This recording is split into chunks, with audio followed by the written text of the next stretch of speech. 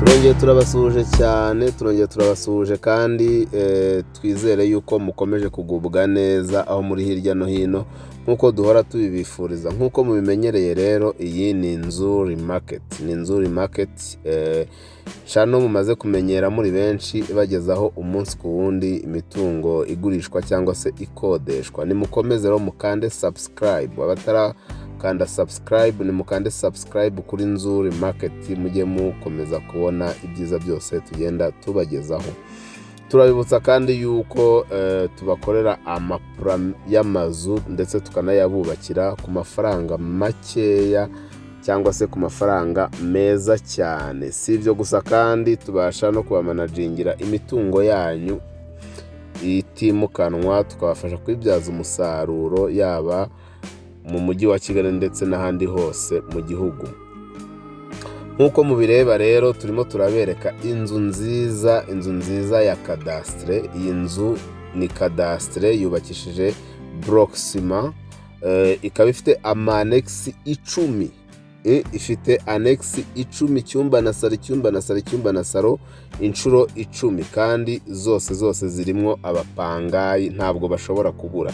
N'iyi nzu rero nayo ubwayo ifite ibyumba 4, ikagira douche na toilette 2, ikagira salo na saramanje byiza cyane, nayo irimwo umupangayi. Niyo mpamvu mubona twagiye tubereka amashusho yo hanze. Mutubabarire, murabizi ko dusanzwe tubereka ibintu bigaragara neza, niyo mpamvu twaberetse amashusho yo hanze.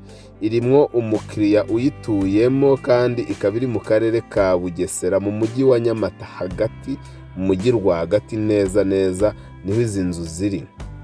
Izi nzu rero ushaka kwibaza utese zinjiza amafaranga angahe? Iyi nzu ya cadastre n'izi nzu zose zinjiza amafaranga ibihumbi bigera kuri 700 buri kwezi mu buryo buhoraho, kuko umukiriya ntajya aburamo rwose. Zose zirimwo abakiriya. Iyi nzu irashaka amafaranga makeya rwose, make cyane. Muzi yuko tuba twabatoranyirije imari zidahenze. Ahangaha ni mu gikari cy'iyi nzu ya cadastre. Ngira ngo iyi nzu iri hafi ya hoteli bita Palast. Abazi hoteli Palast iri hari Nyamata mu mujyi, iri hafi yayo, iri hafi ya gare, iri hafi y'isoko, iri hafi ya La Paris, ngira ngo ni abantu benshi bazi.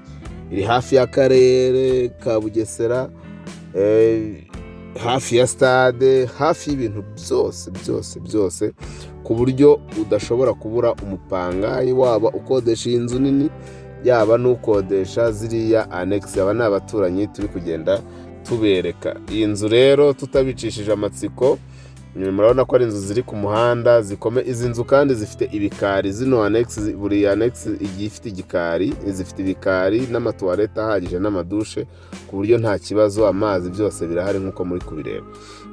Tutabicishije amatsiko rero, turagira ngo tubamenyeshe ko aha hantu hose, aya mazu yose nkuko muyareba, igiciro cyayo ni miliyoni 45 ziri negotiable.